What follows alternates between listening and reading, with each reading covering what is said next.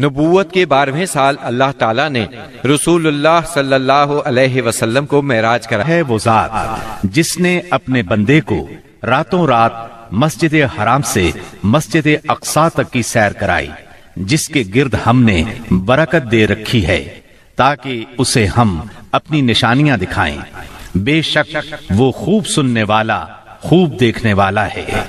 اس راہ سے مراد ہے راتوں رات نبی کریم صلی اللہ علیہ وسلم کا مکے سے بیت المقدس تشریف لے جانا، اور معراج سے مراد ہے عالم بالا میں تشریف لے جانا۔ یہ واقعہ جسم اور روح سمیت پیش آیا۔ واقعہ معراج کا خلاصہ یہ ہے کہ آپ اس شب عتین یا ہجر کعبہ میں آرام فرما رہے تھے۔ اس وقت آپ بیداری اور نیند کی ملی جلی حالت میں تھے۔ ایسے میں جبرائیل علیہ السلام تشریف لائے۔ انہوں نے آپ کے سینہ مبارک کو چاک کیا اور آب زمزم سے دھو کر ایمان اور حکمت سے بھر دیا۔ پھر آپ کے سامنے سواری کے لیے براق لایا گیا، جو گھوڑے سے قدرے چھوٹا سفید رنگ کا جانور تھا۔ اس کی تیز رفتاری کی وجہ سے اسے براق کا نام دیا گیا۔ اس کا قدم جہاں تک نظر جاتی تھی وہاں پڑتا تھا۔ اس پر سوار ہو کر آپ بیت المقدس تشریف لے گئے، مسجد اقصی میں داخل ہوئے، 2 رکعت نماز ادا کی، اس میں تمام انبیاء کی امامت کرائی۔ پھر جبرائیل علیہ السلام آپ کے پاس 2 برتن لائے، ایک میں شراب تھی، دوسرے میں دودھ۔ آپ نے دودھ پسند فرمایا۔ اس پر جبریل علیہ السلام نے کہا، آپ نے فطرت پائی، آپ کو ہدایت نصیب ہوئی اور آپ کی امت کو بھی۔ اگر آپ شراب کو پسند فرماتے تو آپ کی امت گمراہ ہو جاتی۔ اس کے بعد آپ کو بیت المقدس سے آسمان دنیا تک لے جایا گیا۔ جبریل علیہ السلام نے دروازہ کھلوایا، آپ کے لیے دروازہ کھولا گیا۔ آپ نے وہاں انسانوں کے باپ سیدنا آدم علیہ السلام کو دیکھا اور انہیں سلام کیا۔ انہوں نے آپ کے سلام کے جواب میں فرمایا مرحبا۔ انہوں نے آپ کی نبوت کا اقرار بھی کیا۔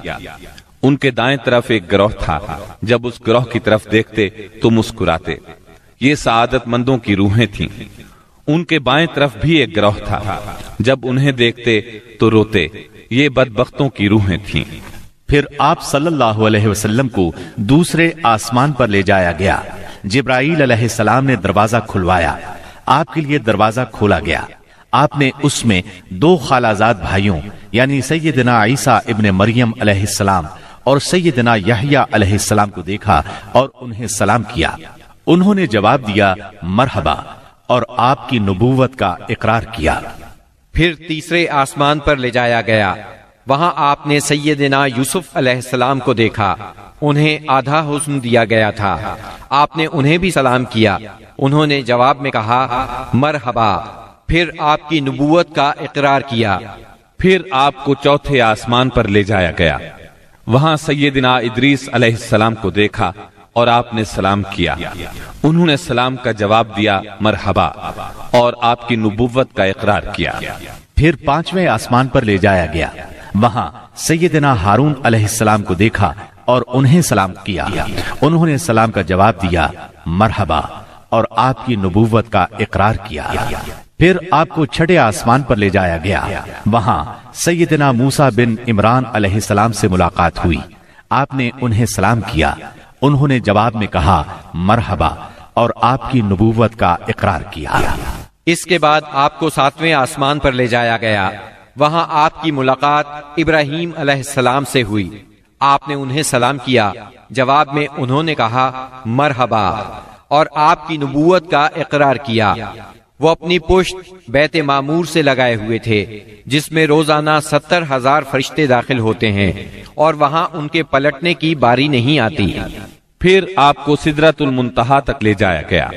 اس کے پتے ہاتھی کے کان جیسے اور پھل بڑے کونڈوں یا ٹھیلوں جیسے تھے۔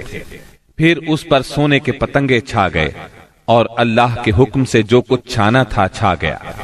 اس سے وہ سدرہ یعنی بیری کا درخت تبدیل ہو کر اتنا خوبصورت ہو گیا کہ اللہ کی کوئی مخلوق اس کا حسن بیان کرنے کی تاب نہیں رکھتی۔ پھر آپ کو جبار جل جلالہ کے حضور لے جایا گیا اور آپ باری تعالیٰ کے اتنے قریب ہو گئے کہ 2 کمانوں کے برابر یا اس سے بھی کم فاصلہ رہ گیا۔ اس وقت اللہ نے آپ پر اور آپ کی امت پر دن رات میں 5 نمازیں فرض فرمائیں۔ اس میں شک نہیں کہ نماز اعلان نبوت کے ساتھ ہی فرض ہو گئی تھی، مگر اس وقت صرف فجر اور عصر کی 2 نمازیں فرض ہوئی تھیں۔ چنانچہ آپ بھی 2 نمازیں ادا فرماتے رہے اور مسلمان ہونے والوں کو بھی 2 نمازوں ہی کی تعلیم دیتے رہے، یہاں تک کہ اس موقع پر 5 نمازیں فرض ہوئیں۔ عقیدہ توحید کے بعد نماز ہی اسلام کا وہ پہلا عظیم رکن ہے جو مسلمانوں پر سب سے پہلے فرض ہوتا ہے اور سب سے آخر تک فرض رہتا ہے۔ نماز کی فرضیت صحت و بیماری، خوشی و غمی، سفر و حضر اور خوف و خطر غرض کسی بھی حالت میں مسلمان سے ساقط نہیں ہوتی۔ موسم، جگہ کی تبدیلی اور کوئی بیماری ایسی نہیں جس میں مسلمان کو نماز کی معافی ہو۔ نبی اکرم صلی اللہ علیہ وسلم نے فرمایا، نماز میری آنکھوں کی ٹھنڈک اور دل کا سرور ہے۔ پھر اسی رات نبی صلی اللہ علیہ وسلم مکہ مکرمہ واپس تشریف لے آئے۔ صبح ہوئی اور آپ نے اپنی قوم کو ان بڑی بڑی نشانیوں کی خبر دی جو اللہ جل شانہ نے آپ کو دکھلائی تھی، تو قوم کے جھٹلانے اور تکالیف پہنچانے میں اور زیادہ شدت آ گئی۔ کسی نے تالیاں بجا کر آپ کا مذاق اڑایا تو کسی نے حیرت اور انکار کے انداز میں اپنے سر پر ہاتھ رکھ لیا۔ کچھ لوگ ابو بکر صدیق رضی اللہ عنہ کے پاس گئے اور تنزیہ انداز میں بولے، کچھ سنا تمہارے دوست محمد کیا کہہ رہے ہیں؟ سیدنا ابو بکر صدیق رضی اللہ عنہ نے پوچھا، انہوں نے کیا کہا ہے؟ جواب میں انہوں نے وہ سب کچھ دہرا دیا جو آپ نے بیان فرمایا تھا۔ اس پر سیدنا صدیق اکبر رضی اللہ عنہ نے فرمایا، اگر یہ باتیں آپ نے فرمائی ہیں تو بالکل سچ فرمائی ہیں۔ لوگوں نے کہا، گویا آپ ان کی تصدیق کرتے ہیں۔ جواب میں صدیق اکبر رضی اللہ عنہ نے عجیب بات فرمائی، کہنے لگے، میں تو اس سے بھی دور کی بات پر آپ کی تصدیق کرتا ہوں۔ آسمان سے صبح شام جو خبریں آتی ہیں میں ان میں بھی آپ کو سچا جانتا ہوں۔ ان کے اسی جواب پر ان کا لقب صدیق مشہور ہوا۔ ادھر کفار نے آپ کا امتحان لینے کا پروگرام بنایا۔ پوچھا، آپ بیت المقدس کے بارے میں تفصیل سے بتائیں۔ آپ نے اس سے قبل بیت المقدس کبھی نہیں دیکھا تھا، نہ معراج کے وقت آپ نے اس کی تفصیل ذہن میں بٹھائی تھی، لیکن اللہ نے آپ کے لیے اس کو روشن کر دیا اور آپ اس کی نشانیاں بتاتے چلے گئے۔ آپ نے ایک ایک دروازے اور ایک ایک جگہ کی تفصیل بیان فرما دی، اور وہ آپ کی کوئی بات جھٹلا نہ سکے، اس لیے کہ انہوں نے تو بارہا بیت المقدس دیکھا تھا۔ وہ صرف اتنا کہہ سکے، جہاں تک نشانیوں کا تعلق ہے وہ آپ نے درست بتائی ہے۔ پھر انہوں نے ایک قافلے کے بارے میں سوال کیا۔ وہ قافلہ ملک شام سے مکہ معظمہ کی طرف آ رہا تھا۔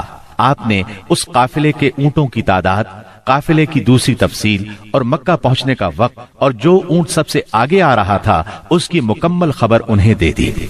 پھر جو تفصیل آپ نے قافلے کی بیان فرمائی تھی وہ بالکل اسی کے مطابق مکہ معظمہ میں داخل ہوا، لیکن وہ ظالم پھر بھی آپ پر ایمان نہ لائے، اپنے کفر ہی پر ڈٹے رہے۔